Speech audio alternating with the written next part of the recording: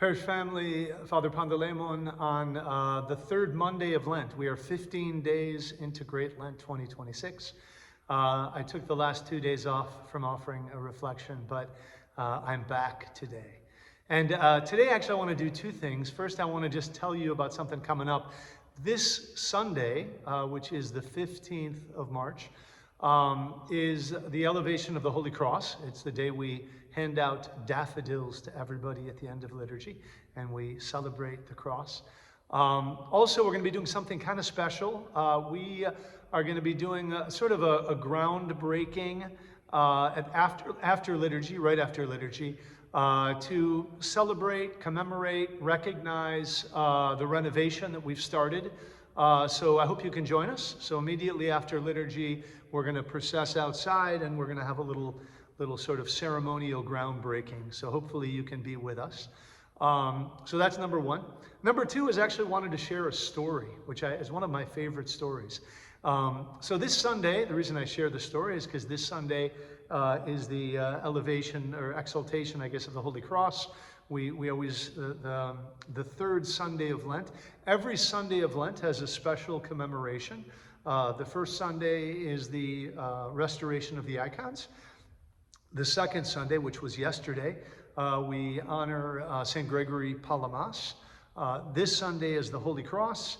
The following Sunday is the Ladder of Divine Ascent and St. John Climacus. And then the fifth Sunday, which is the Sunday, then the next Sunday is Palm Sunday. The fifth Sunday is St. Mary of Egypt. But I want to tell you a story. So the story is this, and it's about the cross.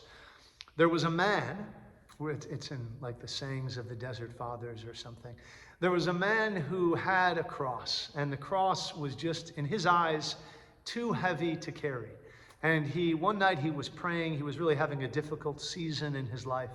And he was praying and praying to God, and he was saying, Lord, take this cross. It's too much. I can't carry this cross. And as he was praying, he sort of was taken into this vision. And in this vision, he saw an angel. And the angel said to the man, he said, God has heard your prayers, and he is going to give you the opportunity to trade in your cross for a new one. And so the angel led this man into this giant warehouse, right? He brought him into this warehouse. And in the warehouse, there were all of these crosses. And some were huge. In fact, when he walked in, he was kind of confronted by the largest ones. I mean, these were giant crosses, and some of them were metal, and some of them had thorns on them, and some of them were, as big as like a sequoia tree. And the angel said, pick whatever cross you want. And so the man, looked around, he saw these huge ones. He's like, nah, I'm not interested in these. He kept walking. As further he walked, the smaller the crosses got. Finally, he literally got to the back wall of this building. And there was a closet. And he opened the closet, and in the closet, there were boxes of little itty bitty like toothpick crosses, right? And he took one of the boxes that looked like it had the smallest ones, and he was going through it to find the smallest one of the smallest ones. And he thought he found it. And so he picked up the cross that he wanted, the smallest cross, and he took it to the angel, and he said, this is the cross I want.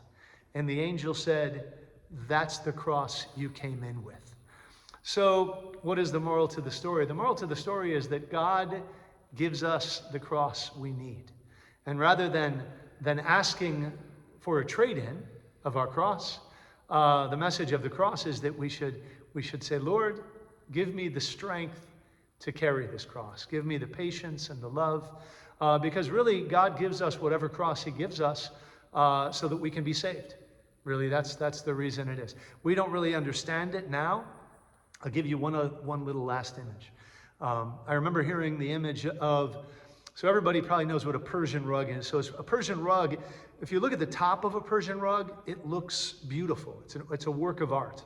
But if you flip over a Persian rug, it's really just like this tangled mess of thread. You can sort of make out something vaguely resembling a pattern, but it's just really a mess, right?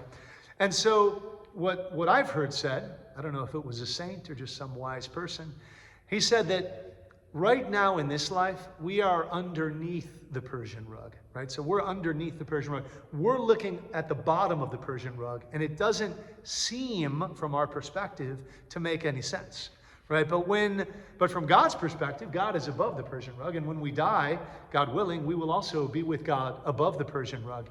And then we will look down and we'll be like, it all made sense, right? And so it's not, in some sense, it's not our job to sort of question the logic of the cross God has given us. Rather, it is our job to glorify God, to be patient, to struggle, to repent, and to try to be a worthy bearer of the cross God has given us. So I hope your Lent is going well, and God willing, maybe we'll see you this Sunday at the elevation of the cross and our little renovation groundbreaking ceremony. All right, God bless.